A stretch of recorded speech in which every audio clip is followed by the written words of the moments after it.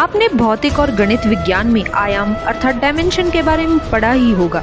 वैज्ञानिक कहते हैं कि हमारा ब्रह्मांड 10 आयामी हो सकता है, लेकिन मोटे तौर पर हमारा ब्रह्मांड त्रिआयामी यानी 3 डायमेंशनल है। पहला आयाम है ऊपर और नीचे, दूसरा है दाएं और बाएं, तीसरा है आगे और पीछे, इसे ही 3D कहते हैं। एक चौथा आयाम भी है जिसे समय कहते हैं। समय को हम आगे बढ़ता हुआ महसूस कर सकते हैं, किंतु हम इसमें पीछे नहीं जा सकते।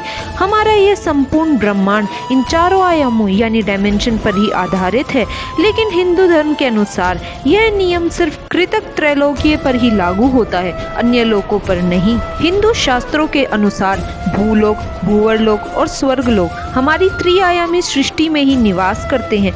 चौथा आयाम वह समय है। पांचवें आयाम को ब्रह्म आयाम कहा गया है। इसी आयाम में ब्रह्मा निवास करते हैं। इसी आयाम यानी डायमेंशन से कई तरह के ब्रह्मांडों की उत्पत्ति हुई है। यहाँ का समय अलग है।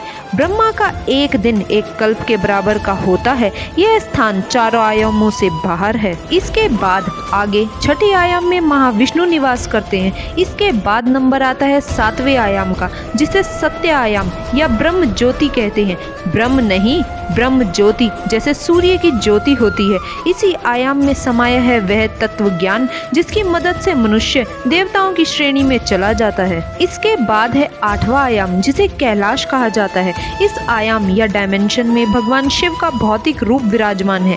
उनका कार्य ही इन 7 आयामों का संतुलन बनाए रखना है। इसीलिए सिद्ध योगी भगवान शिव की आराधना करते हैं, क्योंकि हर योगी वही जानना चाहता है। उसके बाद है 9वां आयाम जिसे पुराणों में वैकुंठ कहा गया है। इसी आयाम में नारायण निवास करते हैं, जो हर आयाम को चलायमान रखते हैं। मोक्ष को प्राप्त करने का मतलब है इस आयाम में समा जाना। हर आयाम इसी से बना है। यही आयाम सभी आयामों का निर्माण करता है। मोक्ष की प्राप्ति कर हर आत्मा शून्य में लीन होकर इसी आयाम में लीन हो जाती है। इसके बाद नंबर आता है 10वें आयाम का, जिसे अनंत कहा गया है। यह अनंत ही परम सत्ता परमेश्वर अर्थात परमात्मा, ईश्वर या ब्रह्म है। संपूर्ण जगत की उत्पत्ति इसी ब्रह्म से हुई है और संपूर्ण जगत ब्रह्मा, विष्णु, शिव सहित इस ब्रह्म में ही लीन हो जाता है। यह एक जगह प्रकाश रूप में स्थित रहकर भी सर्वत्र व्याप्त है। यही सनातन सत्य है। अब सवाल उठता है कि क्या कोई मनुष्य वहां जा सकता है?